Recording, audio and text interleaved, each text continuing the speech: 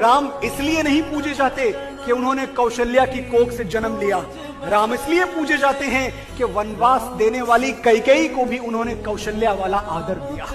राम इसलिए नहीं पूजे जाते कि जानकी जैसी देवी से विवाह रचाया। राम इसलिए पूजे जाते हैं कि अहिल्या जैसी समाज की ठुकराई हुई स्त्री को भी उन्होंने देवी कह के बुलाया।